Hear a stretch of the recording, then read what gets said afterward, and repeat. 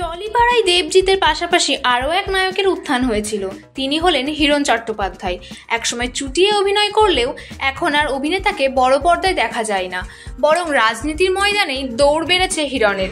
টলিপাড়ার পরিচিত হিরণ বেশ কিছু বছর ধরেই রাজনীতির ময়দানে নিজের খেল দেখিয়ে চলেছেন। তবে এখন তো হিরো হওয়ার সত্তা থেকে নিজেকে পুরোপুরি বের করে আনতে পারেননি। রবিবাসরী দুপুরে অভিনেতা তথা রাজনীতিবিদের সেরকমই এক ছবি পোস্ট হতেই শোরগোল নেটপাড়ায়। রবিবার হিরণ যে ছবি পোস্ট করেছেন সেখানে তাকে দেখা গিয়েছে খালি গায়ে পুলের জলে ভেজা চুল ও শরীরে পোজ দিয়ে হিরণ।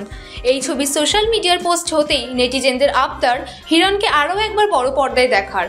নেটিজেনদের কেউ লিখেছেন, দাদা তুমি মুভিতে একটা বড় কামব্যাক করে দেখিয়ে দাও, তোমাকে আবার সিনেমায় দেখতে চাই। আবার কেউ বলেছেন, অনেকদিন পর দেখলাম হিরণদাকে, ফিল্মে ফিরে এসো দাদা, জিৎ হিরণ জুটি চাই। আবার কারোর মতে কমার্শিয়াল মুভি নিয়ে কামব্যাক করো হিরণদা। কোয়েল শ্রাবন্তীর সঙ্গে চুটিয়ে অভিনয় করেছেন হিরণ। পরিচালক হরনাথ চক্রবর্তীর পরিচালিত নবাব নন্দিনী সিনেমায় কোয়েলের বিপরীতে দেখা যায় অভিনেতাকে। এই সিনেমা তাকে প্রচুর খ্যাতি এনে দেয়। এরপর 2008 সালে ভালোবাসা ভালোবাসা ও চিরসাথী ছবিতে সাবলীনতার সঙ্গে অভিনয় করেছেন তিনি। 2010 সালে আবার কোয়েলের বিপরীতে মঞ্চে করে উড়ু উড়ু ছবিতে অভিনয় করেন হিরণ। এরপর তার অভিনীত জ্যাকপট ও রিস্ক সমালোচকদের দ্বারা যথেষ্ট প্রশংসিত হয়।